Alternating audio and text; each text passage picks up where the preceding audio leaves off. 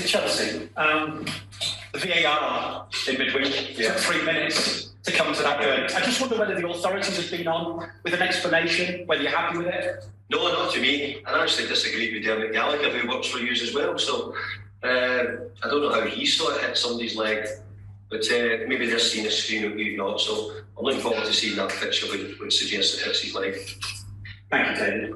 I just wondered if you had any early team news for us. Harry Creswell's back in training, started doing a bit of light training, so we'll have a look at that. I think after that, most of it's pretty much okay. Obviously, we'll get the bad news of Angelo Bonner, who had done his cruciate a few weeks ago, but I think in the main we're pretty close after that, pretty close to being everybody fit. David, I think I'm right in saying you've got big derby experience all across Great Britain, Glasgow, Merseyside, Lancashire, Manchester, North East maybe as well. Did you play? No, I didn't play against Newcastle when I was at Sunderland. No, but you've had big ones. Yes, I just wonder where you think, with your experience managing West Ham against Chelsea, where does this rank? Is it a big one? Yeah, it's incredibly big. I think some of the derbies when you're at Manchester United to a derby against Man City or probably more Liverpool is a really big game. But I've got to be honest and say none of them's bigger than the Glasgow derby. Glasgow derby is huge, and so that's the one which I would always think about and talk about. But overall, I don't know how many people actually see probably West Ham Chelsea. See it as a London derby. We might have closer derbies as people would look at it. But overall, it's another big game. But even with your experience, this one excites you? All the games. We're playing the Champions League winners. Last week we played the Champions League finalists. This week we'll play the Champions League winners. So I said a few weeks ago, I really would like to test ourselves against the best. I want us to play the best teams to see how we do and where we think we're at. I think it's the only way to find it out. And we're said at the start, can we challenge them? How well can we do against them? So we'll try and do that against Chelsea. I just wondered, David, if you could tell us what the keys to success against Chelsea will be and how highly you rate the job that Thomas Tuchel has done in his first 11 months. Well, the keys to success are very difficult, and if I knew them, I wouldn't actually say them on here, because then Thomas, I'm sure, would do something about it. But look, everybody's playing against Chelsea, they're finding how difficult it is. We've seen their quality in Europe against Juventus a few weeks ago as well. So it's very hard to find any weaknesses in their team. They've got a really strong squad, as everybody's aware. So difficult. I've got to say it's a tough game. And I've got to say the manager's done a really good job since he's come in. He's won trophies, he's been successful. And I think at a club like Chelsea, that's the requirement. You've got to come in and be competing around the top. David, after 2 wonderful years, taking the club from relegation, facing relegation, and towards the relegation places, relegation fodder, relegation candidates, to 4th in the table. Is this potentially the perfect game to get back to winning ways against the table toppers? Potentially, yeah. So I'm looking forward to it because I think it's a game I think we'll play quite well in this game in recent seasons. We had a great win, probably one of the years where we were trying to stay up. I can't remember now where we are, but Jan Malenko scored the winner late on. Probably one of the goals in the games I'll always remember, because the 3 points at that time were vital. We needed to beat one of the teams near the top in the run-in. We've done so. And I actually think last year we played quite well. We got unlucky last year that we didn't get something out of the game. But let's not kid ourselves on. Chelsea are a top team and a team certainly in form as well. Final one from me, David. Nice positive one again. Another positive stat like I did during midweek. With 5 goals and 5 assists, Mikel Antonio has been involved in 10 goals in his last 10 Premier League London derbies. And Antonio is the only West Ham player in Premier League history to register double figures for both goals, 11, and assists, 10, in London derby matches. With that stat behind him, is that the confidence that might just get Mikel firing back on all cylinders? You've been up all night finding that one. but I've got to say, it sounds good to me. And I think when you're a centre forward, we can think of many who go through sort of barren spells and don't quite get the goals, and it's not getting in for them. I mean, Mick's been a little bit unlucky. He had a really good header the other night. The keeper made a save from. So I think he needed to turn. But Mick's really important for us. He's a focal point for our team. We've needed him certainly over the last couple of years playing as a centre forward. We've missed him and we've not had him. So I hope we can get him back into scoring ways and get him back to his top form. Just a little bit of luck and a bit of confidence. Sometimes I think all strikers would say, look, keep getting in and keep trying to get the chances. You'll miss some. I think they would. The forwards of old would have said the worst thing is when you're not making any chances or having any chances.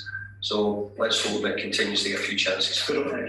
Cheers, Chris. We'll go to Zoom. Emma Saunders. Hi, Emma. Hi.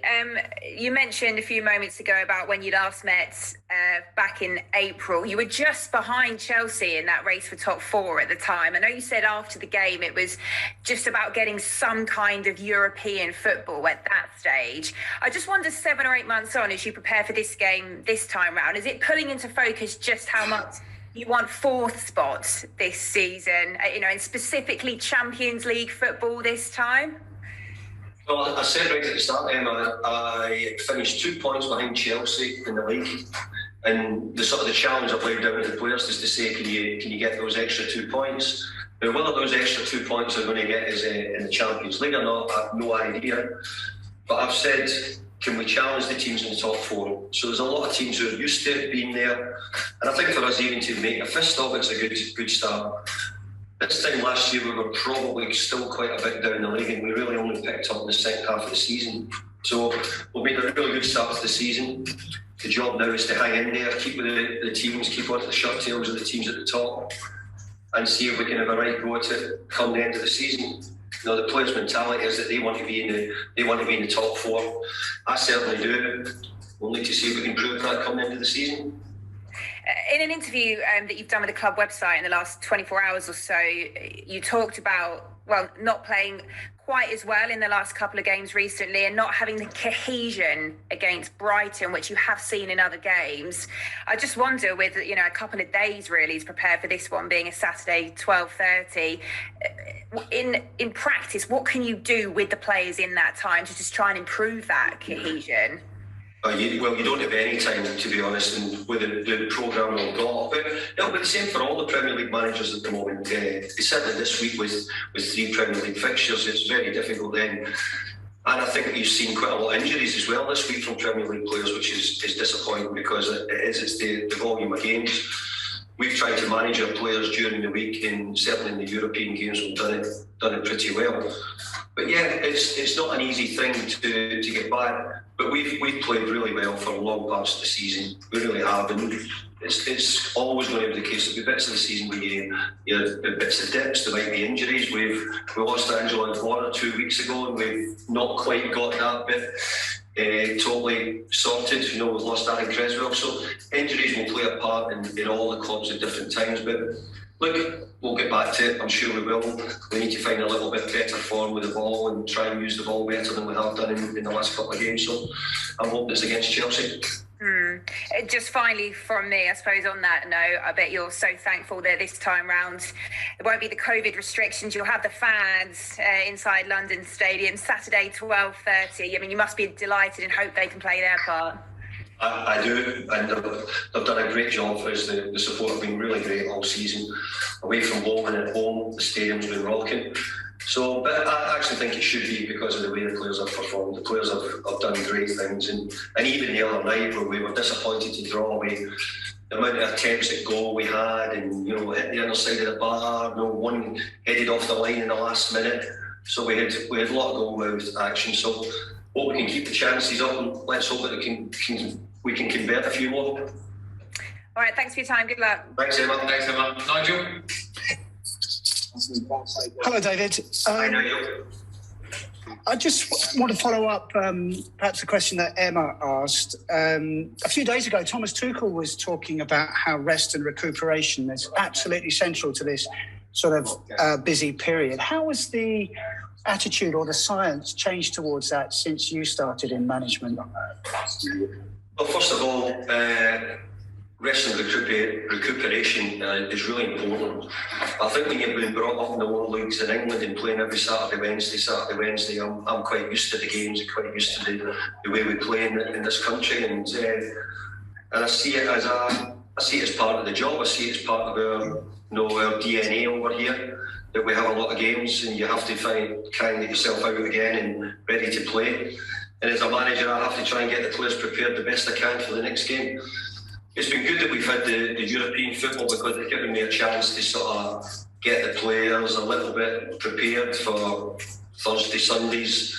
But this week's been a tough week. You know, we played Sunday, we played Wednesday, then we'll get Saturday. So we'll get 3 games in 6 days, really, if you look at it that way. And 2 of them are against the Champions League finalists. So it makes it a tough week for us. But no, I think we're going to try and take it on. But we're doing all we can to try and get the players in the best condition and keep them right. The best thing is the players are really good. Their mentality is very good, and they're all getting ready to play again. Just a slightly different question, a slightly different subject. The Premier League are talking about ending parachute payments. Do you think that will make the Championship more competitive? This is a little bit. I need a bit more thinking time, Nigel, about that, because I didn't expect the question. But I was trying to get an answer to it. As I would say that I think the parachute payments are something which should be looked at, because it may be an advantage to the teams who are coming down, that they get a chance to come back up. But I could also look at it another way and say they've earned the right to get parachute payments because of getting into the Premier League in the first place. So there is different ways to look at it. My Preston North End side just missed out on getting promoted years ago now. It would have been hugely important for them if they could get up. And since then, we've never really, Preston have never been able to get there. So I do see it as an important issue, and I think it's something that should be looked at. But I think there is a couple of different sides to the argument, Nigel, which the clubs who are coming down are full of big wages, or bigger wages, and how do you suddenly change those wages back to Championship money with not getting the parachute payments to help it out? So I think there's a lot of other issues, not just it sounds an easy thing to say, yes, let's get rid of it, but I generally don't think it is an easy situation just yet.